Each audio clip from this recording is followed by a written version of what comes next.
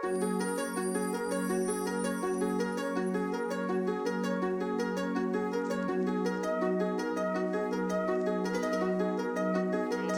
me, I joined the sport of wrestling because I had a grade 5 teacher. He was this jacked, tatted up man, and his name was Mr. Watts, and I adored him. You know, I looked up to him. He was this big teacher. He was so cool. Coolest teacher in the school.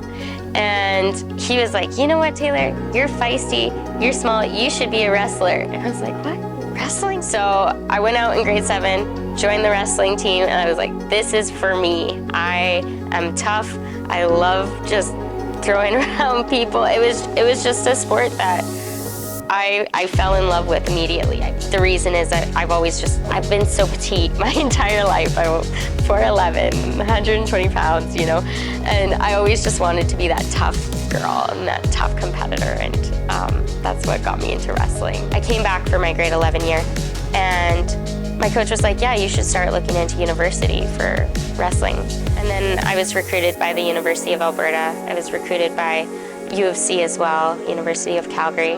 Being Indigenous within the sport of wrestling, that didn't really start until like probably 2 years ago, 3 years ago. For me, I've always had a challenge trying to find my identity and learn more about my culture. My mother wasn't raised in our culture, and so she doesn't have the teachings to pass on to me, right? So a lot of the teachings that I have learned are Cree teachings, which Cree is the territory in which we're on, right? So that's why I have a lot of those teachings. So I don't know a whole lot about my background yet, but I'm still in that learning journey. But the way I bring it into wrestling, or I have brought it into wrestling, is, you know, now before competitions, I put a little bit of sage in my boots, or I'll smudge my boots before competition. I'll make sure I smudge myself before competition, you know, just ground myself in my culture. I've also volunteered for the to be a wrestling coach at a Misquitchie Academy, you know, with these Indigenous youth. I feel that a lot of people undermine the abilities of Indigenous youth and don't see how much they are truly warriors, and you know, they're actually some of the strongest athletes and most athletic kids you'll get.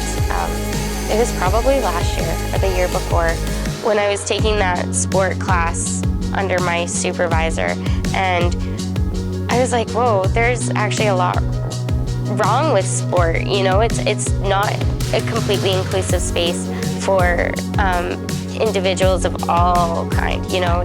I've always wanted to give back to sport. I always have given back to sport. I've always gone back to coach teams. I ref tournaments. I set up tournaments, take them down. It's just part of wrestling and what we do, you know. It's one of those one-off sports where you have to do everything for your sport. You're the one who has to drive the growth of it. You have to set it up. You have to take it down. You have to ref it. You do it yourself. So it's I think ingrained in us as wrestlers to give back to the community, and I think it also just pushed me further to not only give back to the wrestling community, but my Indigenous community.